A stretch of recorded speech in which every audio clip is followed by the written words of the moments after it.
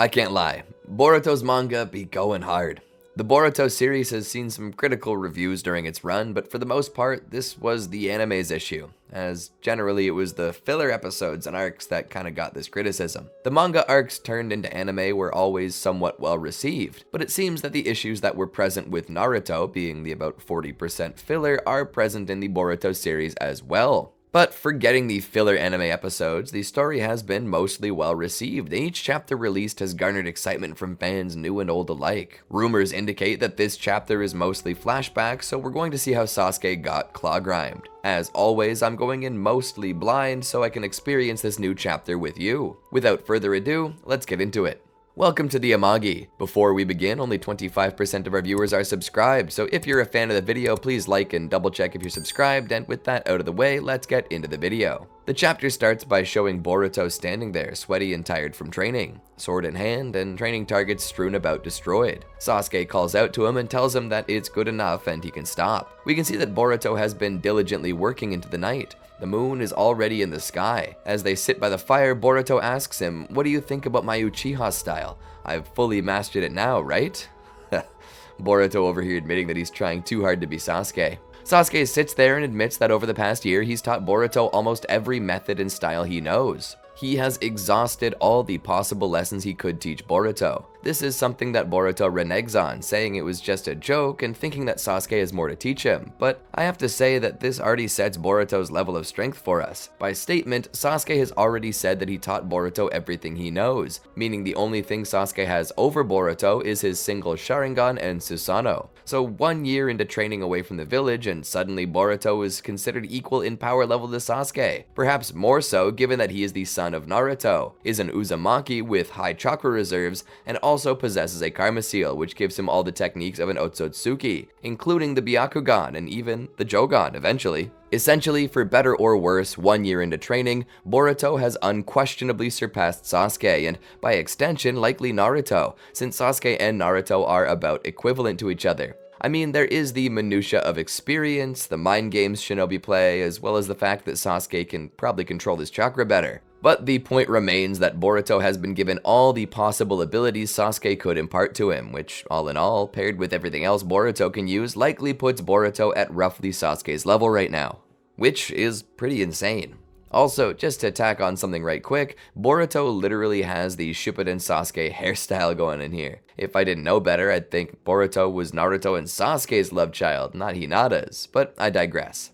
Sasuke tells Boruto that he's not joking, and that he seriously has taught him everything he can. He asks if his face somehow tells him different. Boruto states that it doesn't look like the face of someone who is joking, with Boruto further stating that he's never even heard Sasuke tell a joke before. Sasuke says that Boruto is a quick learner and possesses talent that makes him a genius, and that all the rest of the theoretical stuff is already in Boruto's mind. This means that there is nothing left for Sasuke to teach him. Boruto is stunned by this, with Sasuke continuing to say that this doesn't mean that Boruto is done training, as he shouldn't slack off. He needs to put his body and mind to work honing the skills Sasuke's given him, or they won't amount to much. Now this is the minutia I was talking about. It is an abstract concept, so Boruto can just click with it whenever Kishimoto thinks he should. All in all, Boruto sounds like he should be capable of overtaking Sasuke by the way Sasuke makes it sound. Sasuke states that Boruto is a lot like Naruto in that sense. He says that Boruto has the same determination in his eyes that Naruto did, and it was that determination that brought Sasuke back to the light. Sasuke says that it does not matter to him who Boruto is, but that he now finally understands why Sarada asks him to protect Boruto. There's something that only Sarada and Boruto can deal with, and that is the sole purpose why he mentored Boruto in the first place. We are then suddenly transported to a new scene, likely further ahead in the memories.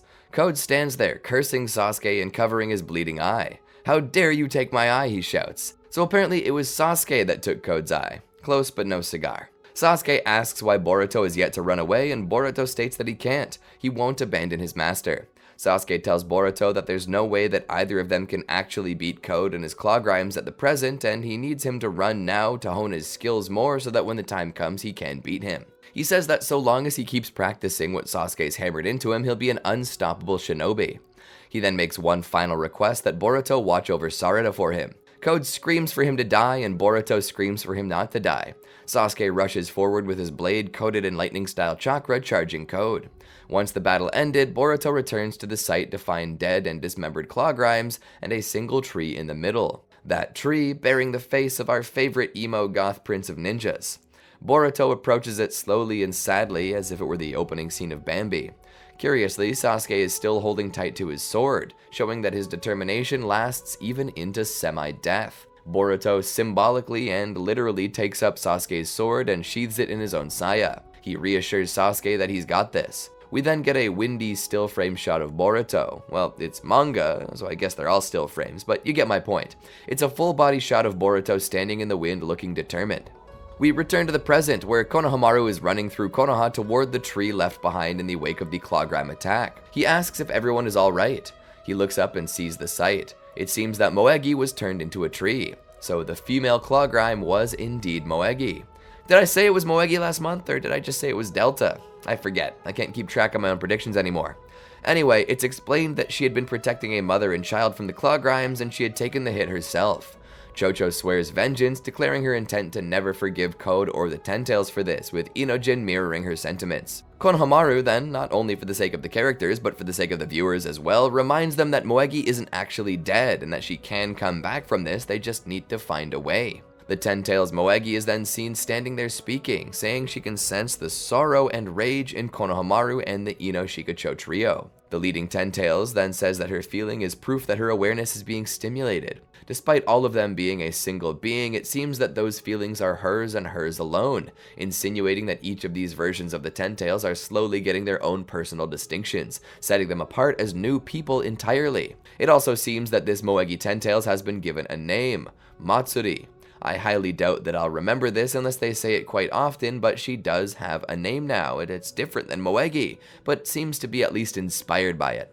The leading Ten Tails says that all of this is proof that they're each getting their own consciousnesses, and that despite the fact that they can't be described as different people from each other, they also can't exactly be described as the same being. Still, he tells them that their goal will remain the same, and that their whole goal is to devour Boruto Otsutsuki to achieve their final form. Still, he has to make a declaration to the others, and that declaration is that he's hoping to devour Naruto Uzumaki. He says that he doesn't know why he feels this way and believes that it could be an instinctual desire, but all the same feels as if he must do it. Ada then seems to be caught confused a little. What the? She questions. Off topic, can I say that I like Damon's hoodie? I like the whole Chucky Finster planet design paired with the oversized ears on top. Looks like Kurama a little, or Deku's hero costume from BNHA. Hey, don't look at me like that, it's just a personal opinion, I can like what I like. Anyway, the other trees all question this, wondering why he would eat Naruto when he's not even Otsutsuki. The tree states that he doesn't really know why, he just kinda wants to. He says that they're already going through strange changes, so maybe their instincts are changing as well. The Sasuke tree is actually silent on this matter, though he is portrayed as having an opinion on it, merely keeping it silent, likely due to him not agreeing with it or planning to do so himself. The leading tree tells them to give in to their instincts and listen to the voice inside of them. And if they do, they'll find their own personal targets to attack. Alright, I'm just gonna say it. I think the divine trees are going to turn on each other at some point. I can already feel tension growing between the treater and Trisuke. Damon asks Ada what's happening, but Ada simply continues to listen. Matsuri then says that the only person to come to mind for her is Konohamaru Sarutobi. She might want to eat him. I'm just gonna be silent right now because maybe I had a bad joke, but I'm not gonna say it. The leading tree then says that she made a good choice and that he can sense her individuality. Honestly, I don't know if their whole identity is sad or sweet. The fact that they base their individual personalities on being individual personalities. It's sweet to see a creature so into being alive, but at the same time, when are they going to actually develop a real personality? I suppose they're still evolving, to which even they can agree, so we'll just wait them out. Trisuke then speaks to the leader, calling him Jura, which is another name I'll probably forget, but likely not as much as I'll forget Matsuri. Like, I'm over here just saying their names over and over again, trying to beat them into my long-term memory. Trisuke asks Jura a simple question. What exactly are we? Jura tells him that it's a good question, but pointless in the long run, and that it's merely growing pains from the development of his new ego. It would be pointless to question it. The answer does not seem to satisfy Trisuke. Jura tells Trisuke, who apparently possesses the name Hidari, man, they're just loading me down with new names, huh? To simply focus on what's most important, that being finding his personal target. He says that finding that will help him formulate his idea even more. Ada continues to watch. It's then that Bugtails stands and begins making his way over, hovering over and saying, "You're watching this, aren't you, Ada?" So it seems that these things can tell when Ada is watching them. Bugtails then says that he's decided that his target will be her. It's ironic too, because he's one of the few creatures in existence that actually can eat Ada. But hey, she is Daemon, right? Daemon's abilities likely still work on Otsutsuki. Worked on Boruto. She suddenly drops her drink. Everyone stops to look at her. Daemon nudges her and asks if she's okay. Her only response is ick. Jura mentions that her Senrigan is interesting. It seems that he knows about it. I don't know if this is because he got the personality of someone who knew about it and he's sharing info with the other trees, or if he's simply pulling on information he had as a Ten-Tails with knowledge of the Otsutsuki. Either way, he finds it interesting. It's then that Hidari settles on his own personal target, Sarada Uchiha. So far it seems that the trees are all targeting someone or something that had a great impact in the lives of those they absorbed. Sasuke wants Sarada, Moegi wants Konohamaru, Bug wants Ada, and Jura wants Naruto. Who Jura's donor was remains a mystery to me, but whoever he was, he had a connection to Naruto. Jura could simply be embodying the trope that all shinobi want to be Hokage, and thus he doesn't actually want Naruto because he's Naruto, but wants Naruto because he's Hokage. We then go back to Konoha, where Amato and Sumire are working. Hold up, that's not Sumire, that's Kake, my bad. Anyway, it's Amato and Kake. They're working and Kake looks over at Amato, which he notices immediately, asking her what she wants. She says that Boruto has returned after 3 years since the incident with Naruto. Amato acknowledges this. Kake then says that Boruto saved the village from Code's attack, yet still Konoha is gunning for his life. Amato says that Boruto killed the Hokage and that it couldn't be helped. Kake then remembers that Amato mentioned that he had added Akebi's data to Kawaki's Karma Seal, and that all he would need to do is plant a Karma Seal on the cloned body and it would revive Akebi as who she was. The goal he had been working toward for so long.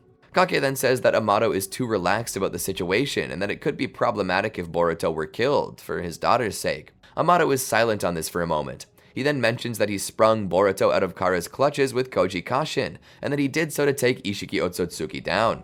Amato then says that after Ishiki's death, he implanted Akebi's DNA in Boruto's dispelled karma that he reconstructed. Alright, so I'm just gonna say it. I'm wondering if the translation is busted because it was Kawaki's karma that was reconstructed, not Boruto's. So anyway, he says that karmic resurrection is the only way to restore a human soul to a new body after death. He asks if that was she's getting at. He further says that Kawaki's entire body is a scientific ninja tool that was modified, but nobody seems to know who did it or why, despite him being the Hokage's son. Okay, so hold up, the translation isn't busted. I forgot about omnipotence for a second there. It makes sense now. Sorry, Mari Morimoto, I should have known better than to doubt you. Amato says that it's clear and that it was Amato himself who made these modifications to Kawaki. Kake asks why and how he would know such a thing, and Amato says that it's because it couldn't have been anyone else. There are signs all over Kawaki that it was Amato, just like how an artist signs their piece or marks it somehow, scientists are the same. For some reason, the karma that is possessing Akebi's data is on Kawaki's palm, not Boruto's. Amato then says that while it might sound crazy, in light of the physical evidence, it seems that his memory, or at least part of it, has been altered. He says that memory is ambiguous and not a trustworthy source of information. Physical evidence is how a scientist determines reality, and evidence points to Kawaki possessing the karma, not Boruto. Amato continues talking and says that he's not sure who or how, but his memory has been altered. Not that it matters, as his goal has not changed. He will still endeavor to revive his daughter, even if it's Kawaki he must target and not Boruto. All the same, Amato is being watched by Sai. Sai reports into Shikamaru and asks what he thinks about what Amato has said. Oh, wait, no, I was wrong. That was Sumire. I just forgot her name was Kake. Anyway, Sumire Kake meets with Sarada and tells her that Amato knows the truth, despite having been affected by omnipotence. Sarada can't believe it. She asks how he can believe it when everyone else can be shown an image of the Uzumaki family that has Boruto in it instead of Kawaki and still think Kawaki's the son. Sumire says that she thinks it's because people will choose to believe their own memory over anything in most cases. Sarada then remembers how Sasuke believed her. Boruto confirms that. Old man, or rather Master Sasuke, believed in him. Sumire and Sarada then turn their ears back. Boruto says that despite his memory being altered, Sasuke continued to believe in him, and that he risked his life to save Boruto's all because Sarada asked him to. Sarada runs to Boruto to hug him. At first, Boruto was a little surprised until he relents and accepts it. Sarada tells stupid Boruto that he's late. Boruto then hugs her and tells her that it's okay. He's home now. And that's where the chapter ends. This chapter has its own new information expounded upon. Not much of it was bombshells, but then again, we can't expect every chapter to be that way. I mean, after all, the last chapter was nothing but bombshells. We need time to let everything settle and a little time to have the plot explain to us what all those bombshells mean. I suppose I just wish we got to do this every week instead of at the end of every month, but regardless, let's go over the information we've received from the top down. Boruto's training with Sasuke. Sasuke himself stated that he taught Boruto everything that he knew and that Boruto is a quick learner, a genius.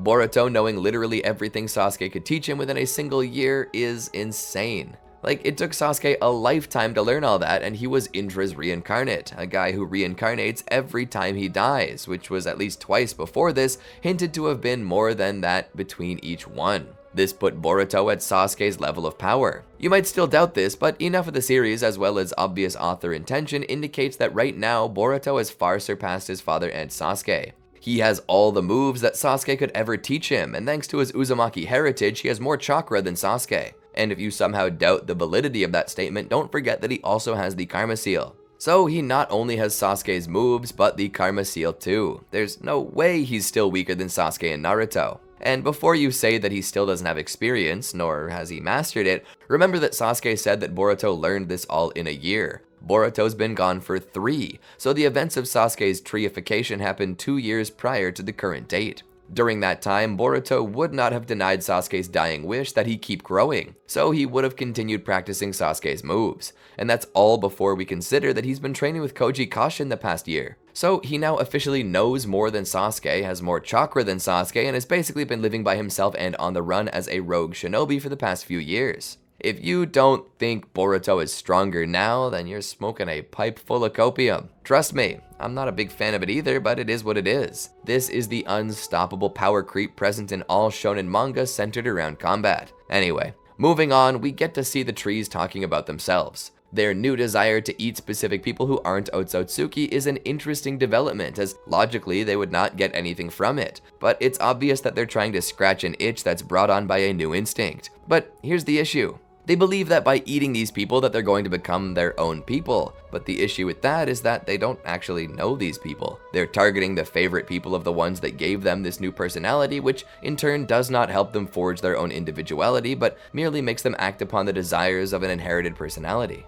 It's almost sad, actually, that the actions they think will help them evolve as a person are exactly the actions that will prove that they're not as sent, as each of the other trees had a personal connection to their target. Bug had Ada, Moegi had Konohamaru, Sasuke has Sarada, and Jura has Naruto. Maybe I'm missing something, but I don't really remember who Jura was. Like, he's a monster or the weak villain and doesn't seem to have any backstory like the other ones he leads. So I can only assume that it's not an actual manifestation of a personal relationship with Naruto, but instead likely the manifestation of the village's craving to be Naruto's successor. Every shinobi wants to be Hokage. It's the most stereotypical dream a shinobi can dream. So while all of the trees are unique and interesting, my least favorite is Jura, because he almost feels like a filler character, meant to take up the last of 4 slots, yet somehow was turned into the villain's leader. It should have been someone else, like Kakashi or something. Wouldn't you love for Kakashi to get some more screen time, this time as a villain? Give him his double Mangekyo Sharingan abilities on top of that Rinnegan. Show us how much damage Prime Kakashi can do.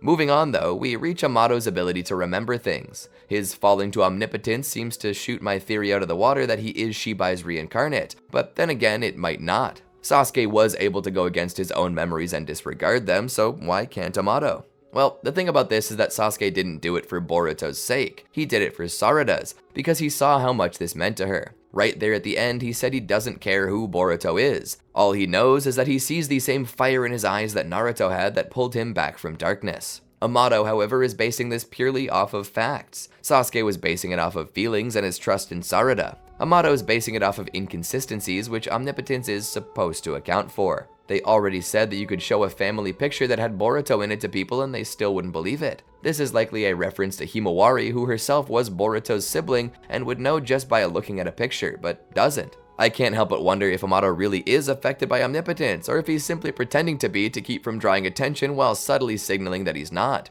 After all, Kawaki's use of omnipotence is likely inconvenient for him, so he would want to aid the heroes without showing all of his cards. I mean, maybe I'm just grasping at straws now and Amato isn't actually Shibai. Maybe he's literally just an old scientist who wants his daughter back, and if so, that's good too. But Shibai at least better come into play at some point. Don't just use him as the new Hashirama Senju cells. We need a character to explore, not a plot device to explain why every shinobi now possesses every Kekai Genkai and why they can just do Shinjutsu. Don't leave us hanging like that. Also, on a side note, going back to the previous topic of the trees, they all have names now. Well, almost all of them. We have Jura, Hidari, and Matsuri, but poor Bugtails didn't get a new name. At least, not one that I saw. Here's hoping he stays Bug. Maybe Insect. Anyway, have any of you noticed the theme of Boruto yet? The theme of the series is identity. That's what it boils down to. The struggle to distinguish oneself. In part 1 of Boruto, the series almost seemed to be coasting off the Naruto name. Old fans continued watching for the sake that it was a Naruto series, and new fans were likely turned onto it because they heard so much about Naruto. But the series attempts to show Boruto's struggle in his world too, as he's compared to Naruto quite often.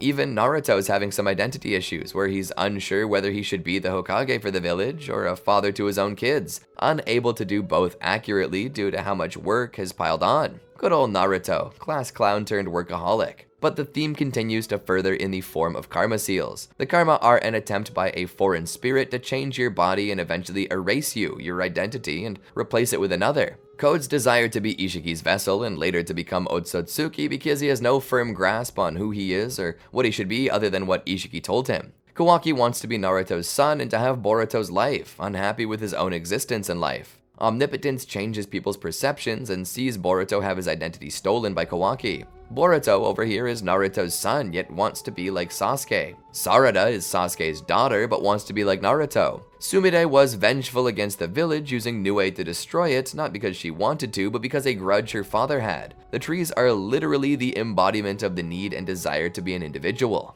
See, we're experiencing the same sort of trope that served as the series question in the Naruto series. In Naruto, the theme was hatred and its cycle, and how hatred and the loss of love transformed people into monsters, just like how it transformed Nagato from a peacekeeper into Pain, a warmonger. Nowadays, the villains are all driven by identity and the need to, or inability to, know who or what they are, generally with their motivations having been born from either a loss of self or a desire to develop self, having never had it to begin with. Sumire's desires were her father's, and she didn't know who she was without it. Code was born to be Ishiki's vessel, an Otsutsuki, and doesn't know who he is without it. Ao is a war hero with a Byakugan, but was wounded, becoming a cyborg and losing his physical self only to join Kara, a terrorist organization, to re-establish who he used to be, a loss of his identity. Kurama was taken from Naruto, a trait he had since the beginning of the series. Who is Naruto without the Nine Tails? Who's Sasuke without his dojutsu? Kagura was judged by the Mist, who treated him the same as his grandfather, Yagura. The whole theme of this series is identity, with seemingly Boruto being one of the few characters to have a grasp upon who he is at this point. He knows who he wants to be, so he pushes forward, just as Naruto used to be the only one with a sense of peace in a world of war. A guy who rejected hatred and didn't let pain transform him into a hateful monster, despite the fact that he was qualified to. It's an interesting topic to tackle in this day and age, where identity and who you are is always brought up in question. I suppose it just goes to show that Kishimoto's writing style continues to capture the world as it is, hoping to once again create a masterpiece, telling a story as a parable. In this way, Kishimoto actually acknowledges something that a lot of people either don't or can't. Boruto, as a series, is not Naruto. Despite the name Naruto Next Generations, this series is not Naruto, can never be Naruto, and frankly doesn't want to be Naruto. It's telling its own story the way it wants to without regards to Naruto and Sasuke, which is likely why they had Naruto and Sasuke first nerfed and then pulled out of the story for some time. Those two were training wheels. Kishimoto is weaning us off the heroes of the past so that the new heroes can establish their identity in a new world left behind in the wake of the Fourth Shinobi World War. What did you think though? Did you enjoy the chapter? Let me know what your favorite part was down in the comments. If you enjoyed the video, please consider clicking that like button and telling us so. Be sure to subscribe and ring the bell to be notified of our recent videos as they drop. Until then, peace.